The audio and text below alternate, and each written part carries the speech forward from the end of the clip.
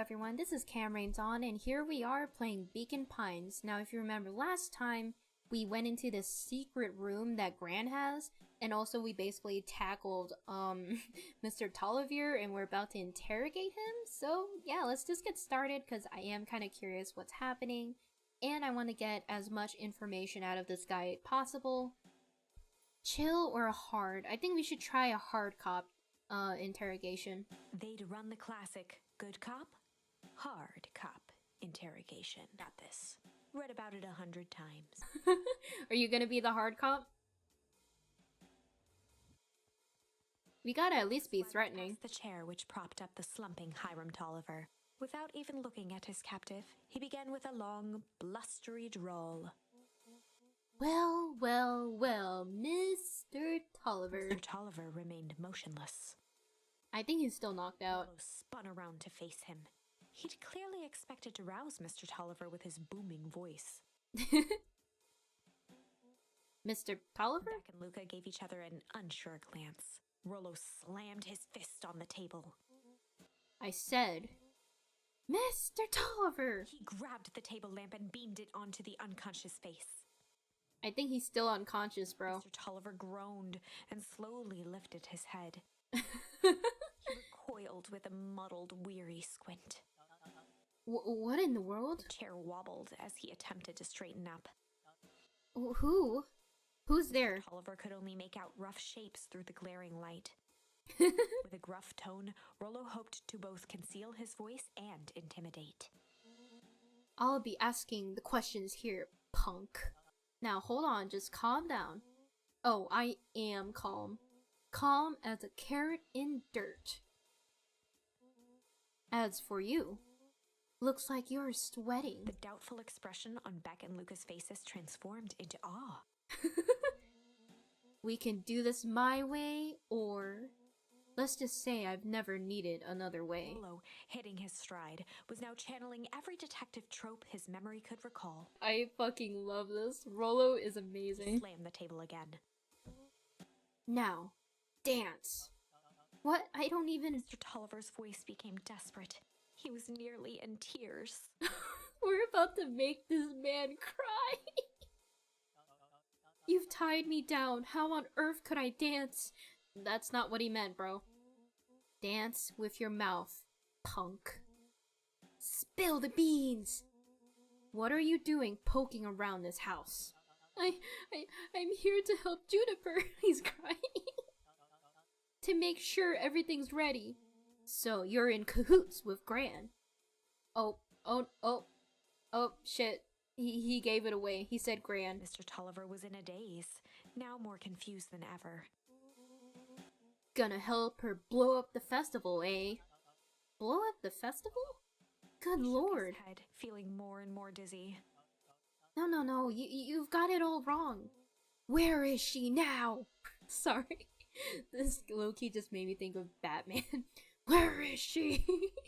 She's headed to the source. What? The source? What is the source? It's where... His voice faded to a whisper. The town began. It's where it all began. What is Operation Sparkplug? That, Mr. Tolliver passed out cold. He passed out? I guess we were intense. With a repentant grimace. That was great, but we did more of a complete hard cop. We had no good cop, like, at all. We basically scared him to the point that he fainted. Damn, Rollo. I think you went a little too hard on him. What did he say about the source? It's where the town began? We need more information. Yeah, but we better not push Mr. Tolliver any farther. Is there anyone else who might know more? What about the History Museum? It just got set up for the festival. Nah, that tent was put up by the Valentines. Everything they do is just a bunch of fluff to glorify themselves. It did kind of seem more like propaganda. Is there anything more reliable? The library. Is there any information about the source thing? Kato can help us find it. Let's go find some answers. Did we close it? Did we close that door? I hope so. This is a dang nice library. Thanks, we work hard on it. Aren't you a little too adorable to be a librarian? Another charm. Oh, Kato hung out here so much eventually they gave him a set of keys. I just keep an eye on the place for Miss Novak sometimes. They got you working for free? It's quiet. I get access to all the books I can read. What more could a person want? Fair enough. What can I do for you all? We need a favor. I already told you and Rollo. I can't put you on any higher on the wait list for the next Hank Atomic. And if you're here with more candy, I'll have you know I can't be bought. Call it a personal code of conscience. Actually, we're here to do some research. Now you're speaking my language. What are you looking for? That's the thing, we sorta don't know. What do you got on the history of the town? There is the county record archives. Births, deaths, newspaper clippings, stuff like that. Pretty boring reading. But they do go all the way back to when the town was founded. Great, we'll start there. Chapter 8.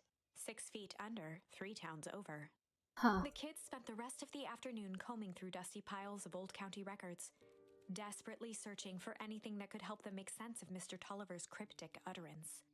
Luca tried to shake the thought of Gran's basement, but his focus wavered. Explosives, messages hidden in jam, dossiers on various town figures, and a corkboard threaded with photos. Gran was the only family he had left. He still couldn't bring himself to believe the worst. But the old map with the symbol of explosives in town square made that difficult. As the sun began to set, the kids were no closer to the truth. Man, that kinda sucks. If we have to read any more records, my eyeballs are gonna pop. We have to keep digging. If I dig another word, I'm gonna end up in one of those asinine death records. Rollo Cotter lived a full and wonderful life, till he read so much boring crud that his brain oozed out of his ears. Rollo shut his book with an assertive nod. Well, if you got a better idea, spit it out. You sound like my sister. Keep pushing your luck, pal. It won't be a boring county record that kills you. I'll put you in the obituaries myself. Rollo muttered under his breath. You're a county record. What a great comeback. Really? That's the best you got? When I'm done with you, you'll be the footnote in history. Man, she's got really good roasts. Just like Her finger down on the open page before glancing down to read. J. Hartford here. Love to see you try. Hey. We're all a little tired here. Let's just take a minute and... Something tickled the back of Luca's mind. Haven't we heard the name Hartford? You know what? I actually don't remember. Wait, what was that name, Beck? Oh, the obit? It was J. Hartford. From the Brookville Tribune 8 years ago. That can't be right. What is it?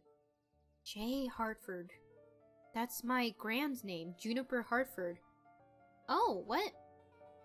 Maybe there's 2 J. Hartfords? Mrs. Hartford is survived by her young daughter E. Hartford. My mom's name is Eleanor. Oh, okay, this is getting creepy. If your gran is 6 feet under 3 towns over, then who am I living with? What the hell? The question hung in the air. This is creepy. Alright, gang, I gotta close up for the night. Beck rubbed her eyes. How late is it? Almost 10. Oh crap, Pa is gonna kill me. I gotta go. Yeah, my parents will be worried sick. Okay, let's meet up as early as we can at the festival tomorrow. So, is Mr. Tolliver just kinda hanging out in the basement? What are you gonna do about the unconscious man in your basement? I'll think of something. Luca's heart was pounding as he approached the house. I am If nervous. he was lucky, Gran, or whoever it was, hadn't gotten back yet. Did they close the cabinet? And of course, there was Mr. Tolliver tied up and unconscious in the basement. Dealing with him would be the first order of business. Luca shook out his arms to calm his nerves before entering. Oh god. He held perfectly still, tempering his breath, and listened closely. There was that music that really freaked me out when this happened. What am I supposed to do? She's asleep. She was asleep. His only hope was that she hadn't found Mr. Tolliver before dozing off. I don't think she did.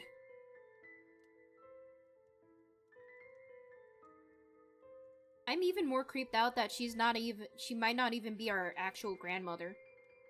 What the hell? We didn't even close this? It's just open? Oh my god.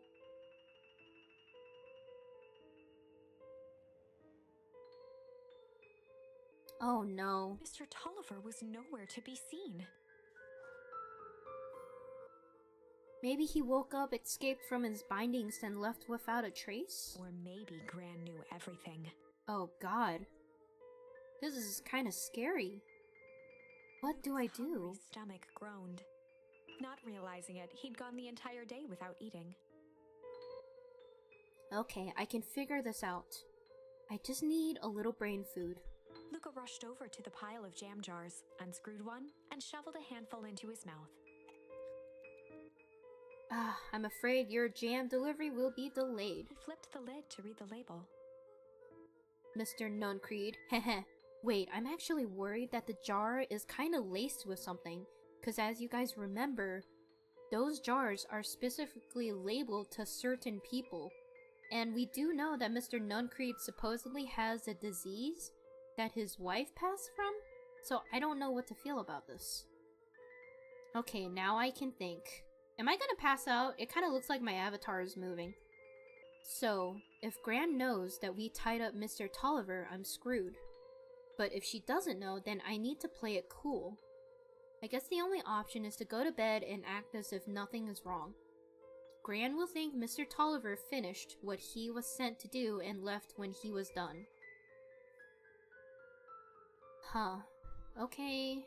I'm a little nervous. You know, this game is a lot more scarier than I thought it was gonna be. It's, kind of terrifying. Oh god, she's not even there. Oh god, she's not even there. I don't know what to do. Gran? Okay, stick to the plan. Go to bed and play it cool. As Luca climbed the final stair, the emotion of the day dragged heavily on him. With each consecutive step, his legs weakened. His stride began to falter. I'm telling you, I bet it's the jam. He tried to grab for the railing to steady himself. Something was wrong. The jam! Come on, legs. Just a few more steps. Luca groaned and tried to move. Oh my god, what the hell? His limbs might as well have been bolted to the ground. Through numb lips, he mumbled just before falling asleep. The jam? Oh, that is very creepy. Sweet boy. What did you get yourself into? Oh god. Oh no, she knows. Probably. Is she dragging me? It sounds like she is.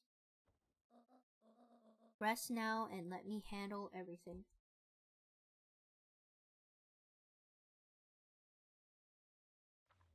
Huh. Okay. Chapter 9. A speech to end all speeches. Luca awoke to find himself face down in bed. He moaned into his pillow. Why would Gran drug him? I mean, it was the jar, wasn't it? Or rather, why was she trying to drug Mr. Nuncreed? Shaking the questions from his woozy head, Luca snapped back to the matter at hand. I don't know what to think of Nuncreed, because I thought maybe he was working with Gran, but he might actually be working for the Perennial Harvest, but then he also acted strangely with, like, the clipboards. I don't know, he's working for someone, because of that freaking phone booth scene, but I don't know what to think of this. The festival! I hope I didn't oversleep. Because of the drugs. Because it would not be good if it was too late. Wait, what if I went this way? Huh. Is this empty? I guess it is. Okay.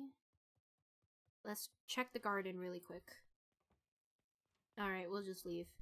I don't know what to feel because they also said that that might not even be my grandmother. Okay.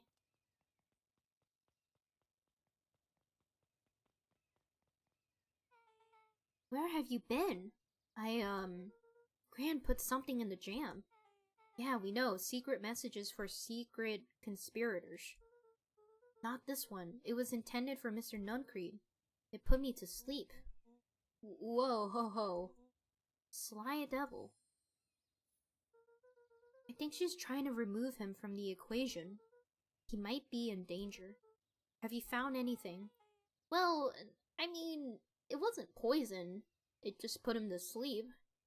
We looked around, but we haven't seen anything odd. Your gran is nowhere to be found. But Mr. Nuncreed is just loafing around waiting for the speech. What speech? Mayor Gus just got up to the podium. Everyone is gathered at the stage. Let's get moving.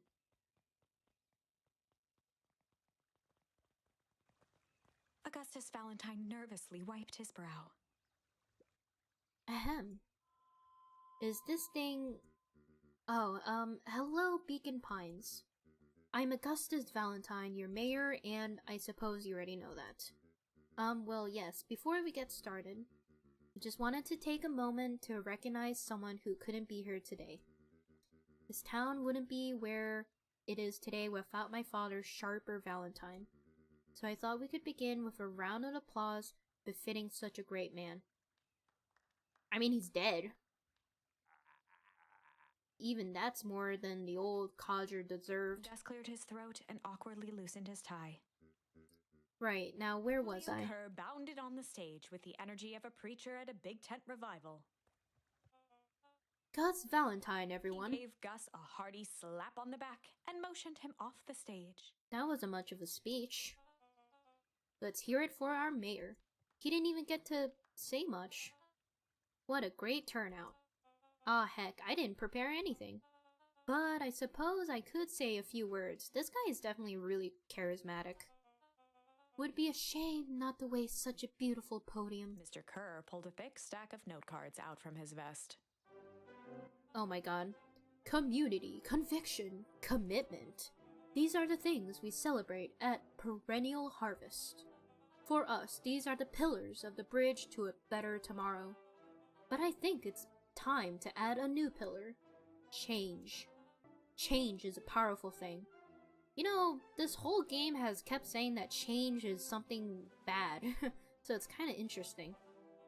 It's inexorable, unavoidable, and undeniable, and I am dadgum thankful for it.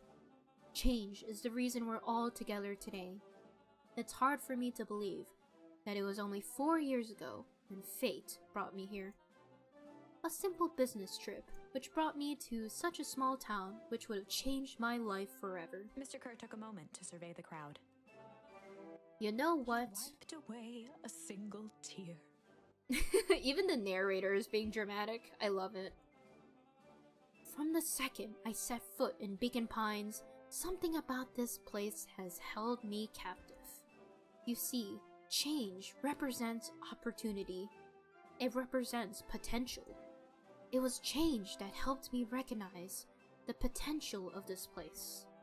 To see that the people of this town, despite suffering such great loss, still held on to the things that made them special. He thumped the podium to emphasize each word. Community, conviction, commitment, change. Mr. Kerr nodded confidently, biting his lip. The crowd was silent, in rapt attention. Fate made a perfect match that day. Nothing is more important to you all than community, and Perennial Harvest is a community first and foremost. Mr. Kerr methodically made eye contact with each section of the crowd. Man, he's really good. The only way you made it through the foul harvest was an unshakable conviction. A conviction that a better tomorrow was just over the horizon. Perennial Harvest was founded on that conviction that we are that horizon. This festival is a symbol of our commitment to each other. His voice began to build to a crescendo. We now walk hand in hand into a future that we will shape together. And that is what change is all about. Grabbing the future by the scruff of the neck and making things happen. Change is a choice. I am tickled pink that we will all be making that choice together. How great is that? Just imagine what we can accomplish. Okay, so this is the frost. What was that? The crowd began to look around nervously. Don't worry, a little thunder isn't going to ruin this day. Everyone remain calm. Mr. Kerr quickly flicked through his note cards. Where was I? Through all my travels I have learned one true thing. One always reaps what they sow. We have all planted a lot of good in this town. And so it is with a happy heart that I can proclaim, He raised his hands up to the heavens. Our harvest awaits. Yep, there's the frost. At that moment, a merciless wall of impossibly cold air ripped through the crowd, instantly freezing everyone and everything it touched. You know, they said that Gran is, like, not even here, so I bet she's not even frozen. For a man like William Kerr, this was a fitting way for things to end. Huh. On a stage, with an entire town frozen in rapt attention for the rest of time. The end. The end? There's that ice again! Whenever I think we're getting close, it comes along and ruins everything! I love this narrator so much. Honestly, that kind of cracks me up. You know, this game kind of reminds me of Bad End Theater. The way, like, we're able to talk to a narrator and stuff and go through, like, these bad endings in order to collect our, you know, charms in order to create a good ending, which I'm sure we'll find, you know, eventually. So that is actually all the time that I have for this episode. On the next one, we will be going back to another turning point and try to figure out a different charm to see if that affects the ending and the route. This game is just so much fun. Like I said before, I will include a link to the game down in the description below if you guys want to try it out for yourself. I hope you guys enjoyed the video.